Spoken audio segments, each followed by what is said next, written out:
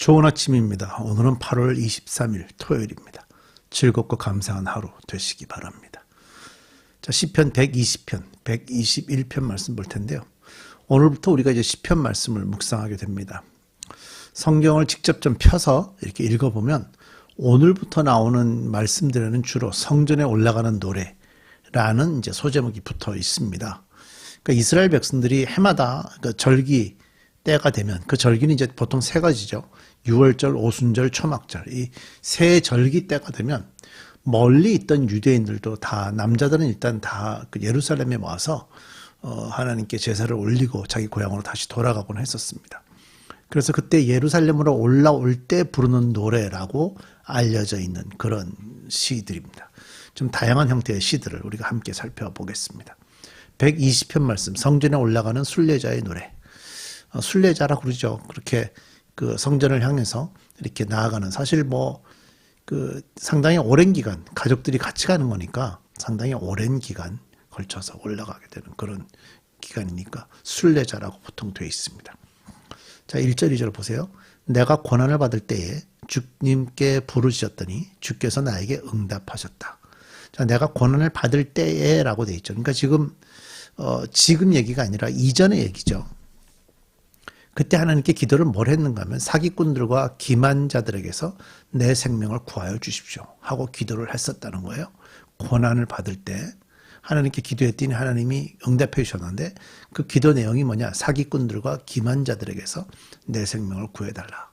이 사기꾼들과 기만자라는 말은 이전 성경 개역 개정판에서는 거짓된 입술과 속이는 혀라는 표현이었어요. 그걸 이제 우리가 읽고 있는 표준세 번역에서는 조금 더 명사형으로 바꿔서 설명을 하고 있죠. 3절 너희 사기꾼들아, 이 말은 이제 너희 거짓된 입술들아, 이렇게 이해하시면 될 것 같아요.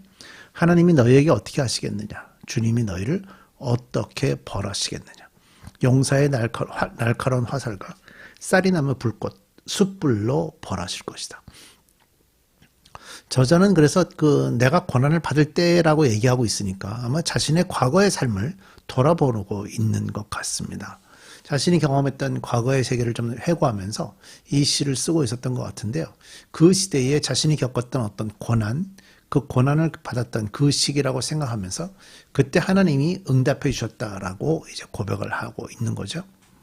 저자가 살고 있었던 그 고난을 받았던 때를 사기꾼들과 기만자들이 많았던 때다, 난무했던 시대이다라고 표현을 하고 있고, 저자는 그 거짓된 입술과 속이는 혀가 많았던, 사실 거짓된 입술과 속이는 혀라는 건 다 사기친다 이런 의미가 있죠. 그러니까 사기꾼들과 기만자라는 말이 맞는 해석인 것 같아요.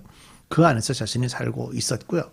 그때 기도를 했더니 그 기도 내용이 사기꾼들과 기만자에게서 자신의 생명을 구해달라는 기도였었다는 거죠.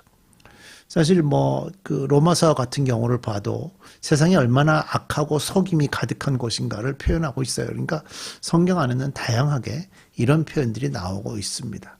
그러니까 그런 상황 속에 있는 세상에서 자신이 살고 있을 때 기도했는데 하나님께서 그 기도에 응답을 해 주셨다라고 표현을 하는 거예요. 그러면서 이 저자가 살고 있었던 그 땅을 향해서 이렇게 한마디 합니다. 너희 사기꾼들아, 한마디 하죠. 그러면서 4절에 용사의 날카로운 화살과 쌀이나무 숯불로 벌하실 것이다. 용사의 날카로운 화살. 용사들이 날카롭게 화살을 쏘면 어떻게 됩니까? 정확하게 가서 적군에게 맞겠죠. 그러니까 하나님이 그렇게 너희들을 공격하실 것이다. 쌀이나무 숯불은 이제 쉽게 타서 이렇게 뜨겁게 만들어져 있는 그걸로 이렇게 여기저기 뿌리면 아무래도 사방이 불이 나고 그런 어려움이 오겠죠. 그래서 그런 식으로 하나님께서 벌을 내리실 것이다 라고 말씀하는 거고요. 자신이 있었던 시기를 다시 돌아보면서 괴롭구나. 너희와 함께 사는 것이 메색 사람의 손에서 나그네로 사는 것이나 다름없구나. 게달 사람의 천막에서 더부살이 하는 것이나 다름없구나. 내가 지금까지 너무나도 오랫동안 평화를 싫어하는 사람들과 더불어 살아왔구나. 나는 평화를 사랑하는 사람이다. 그러나 내가 평화를 말할 때 그들은 전쟁을 생각한다. 이 저자가 이제 사기꾼들과 기만자들이 가득한 세상에서 너무 오래 살았다고 얘기를 하죠. 그러면서 그들이 살았던 도시를 뭐라고 얘기하는가 하면 메색 사람 또는 게달 사람 이렇게 해요. 메색 사람은 이스라엘에서 북쪽으로 굉장히 높이 올라가면 러시아 쪽으로 올라가게 되면 흑해라고 나오죠. 예, 흑해. 유럽과 연결되는, 그러니까 굉장히 먼 지역을 얘기하는 거고요. 게달 사람은 그 이스라엘 쪽에서 동쪽으로 가면 거의 끝나는 부분에 아라비아 지역이 나옵니다. 거기를 이제 게달이라고 그랬거든요. 그러니까 이제 그런 지역, 하나님을 예비하는 지역과 동떨어진 먼 지역에서 그들이 다 하나님의 명령을 받지 않고 하나님의 돌보심 없이 살아가는 사람들에 대한 얘기를 지금 하는 거예요. 그래서 그들은 어떤 삶을 살았는가 하면 평화를 싫어한다는 거죠. 평화란 단어는요, 히브리어는 샬롬입니다. 샬롬. 그러니까 하나님이 주시는 것이 평화거든요. 근데 그들이 하나님이 주시는 걸 싫어한다는 의미를 깔고 있는 거예요. 나는 평화를 사랑하는 사람이다. 나는 샬롬을 사랑하는 사람이다. 하나님이 주시는 복을 누리고 사는 사람이다.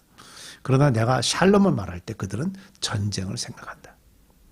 그러니까 그동안에 자신이 살았던 것이 얼마나 죄악이 가득한 세상이었으며 이제 하나님께서 자신을 이제는 하나님의 평화를 누릴 수 있는 곳으로 보내주셨지만 그 세상이 너무 안타깝다 하는 마음을 가지고 하나님께 올라가면서 찬양을 하고 있는 그런 모습이고요. 이제 121편 성전에 올라가는 순례자의 노래 똑같죠. 우리가 뭐 잘 알죠. 우리 그리스도인들이 가장 좋아하는 구절이라고 얘기할 때 시편 23편, 시편 121편 뭐 이런 구절들을 좋아합니다. 여기서는 좀 하나님이 누구신지를 묵상하신다면 도움이 더 되실 것 같아요. 하나님이 누구신가 한번 찾아보세요. 내가 눈을 들어 산을 본다. 내 도움이 어디에서 오는가? 내 도움은 하늘과 땅을 만드신 주님에게서 온다. 아시죠? 이 곡, 우리가 종종 예배 시간에도 부를 수 있는 그런 곡입니다. 도움을 생각하면서 바라보는 것이 산인데요. 그 도움을 주시는 분이 하늘과 땅을 만드신 분이라고 고백을 합니다. 세상의 근원입니다. 세상의 근원. 바로 그분이 우리에게 도움을 주신다고 얘기하죠. 우리의 신앙이 좀 담대하게 나갈 수 있다면 그 이유가 이겁니다. 세상을 창조하신 그분이 우리의 도움의 근거가 되시기 때문에. 우리가 사는 것이 세상인데 그 세상을 창조하신 분이 우리에게 도움을 주시는 분이니까 우리가 얼마든지 이겨나갈 수가 있는 거죠. 담대하게 살아가시면 좋겠습니다. 자, 3절부터 보세요. 이제 하나님이 어떤 분인지 한번 찾아보죠. 주께서는 내가 헛발을 디디지 않게 지켜주신다. 헛발을 디디지 않게 지켜주신다는 말은 우리가 발을 디딜 때마다 하나님께서 그걸 일일이 보호해 주신다는 거죠. 시편 119편에 나오던가요? 하나님의 말씀은 내 발의 등이라고 그랬거든요. 그러니까 길의 빛이요 발의 등이라 그랬어요. 그러니까 우리가 발을 디딜 때 어떻게 디뎌야 될지 하나님의 말씀이 우리를 지켜주신다는데 여기서도 하나님이 우리가 헛발을 디디지 않도록 잘못된 발을 디디지 않도록 지켜주시는 분이고 너를 지키시느라 졸지도 않으신다. 하나님이 주무시지 않는 분이세요. 뭐 세상 사람들 입장에서는 이럴 수 없죠. 세상 사람들 입장에서 이럴 수 없지만 하나님은 주무시지 않는 이유가 우리를 지키시기 위해서 주무시지 않는다. 봐라. 이스라엘을 지키시는 분은 졸지도 않고 주무시지도 않는다. 주무시지 않고 졸지 않는다는 것은 계속해서 집중하신다는 얘기고 눈을 계속 뜨고 있다는 거예요. 눈을 뜨고 있기 때문에 우리를 지켜주시는 거예요. 눈을 뜨고 있다는 거예요. 하나님이 이렇게 우리를 돌보신다는 거고 5절 주님은 너를 지키시는 분 주님은 내 오른쪽에 서서 너를 보호하는 그늘이 되어주시니 해가 이제 동쪽에서 떠서 서쪽으로 넘어가잖아요. 그러니까 이제 오른쪽에 있어야 동쪽에서 떠서 넘어갈 때 그 햇빛으로부터 보호해 주는 거예요. 뭐 지금은 좀 얘기가 다르지만 중동지방 같은 경우는 사실 해가 너무 뜨거워서 해로 인해서 상하는 경우들이 있고 최근에 뉴스에는 뭐 스페인에서는 이번에 폭염 너무 더위로 1,400 명이 죽었더라고요. 더위 때문에. 그러니까 이제 결국 하나님이 우리를 지켜주시는데 우리의 오른쪽에 서서 우리를 보호하는 그늘이 되어주신다는 것이 얼마나 큰 은혜인지. 그래서 나무 밑에 그늘이 굉장히 중요하죠. 하나님이 그런 역할을 해주신다는 거고 낮에 해도 너를 상치 못하며 밤에 달도 너를 해치 못하리로다. 하나님께서 우리를 온전하게 지켜주신다고 약속을 하십니다. 그 다음에 7절 8절 보세요. 주께서 너를 모든 재난에서 지켜주시며 내 생명을 지켜주실 것이다. 주께서는 내가 나갈 때나 들어올 때나 이제부터 영원까지 지켜주실 것이다. 결국 이 말은 그리스도인들도 재난을 당할 수 있다 하는 얘기입니다. 우리 그리스도인들은 재난을 당하지 않는다는 것이 아니라 그리스도인들도 재난을 당할 수 있는데 하나님께서 지켜주셔야 한다는 거죠. 하나님의 돌보심이 없이는 우리 인간 스스로 풀어가는데 인간 스스로 풀 수가 없어요. 그러니까 결국 하나님이 지켜주셔야 되는 거예요. 그래서 하나님이 우리의 재난으로부터 우리를 지켜주시고 생명도 지켜주시고 들어올 때나 나갈 때나 영혼까지 하나님이 지켜주신다고 합니다. 두려워하실 필요 없습니다.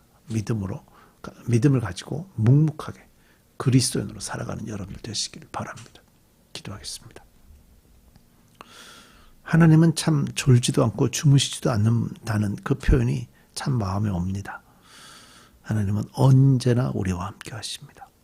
이 세상에 살면서 우리에게 재난이 혹시 올 수 있다 할지라도 하나님 지키시고 돌보신다고 하셨으니 우리가 믿음을 가지고 묵묵하게 그리스도인의 삶을 살아가게 주옵소서. 내일 주일입니다. 우리가 주께 나와 예배할 텐데 하나님 브릿지 장로교회 주의 자녀들을 다 주께로 보내주시고 함께 한 목소리로 찬양하며 아버지 하나님을 높이는 귀한 일들 일어나게 해 주옵소서. 예수님의 이름으로 기도드립니다.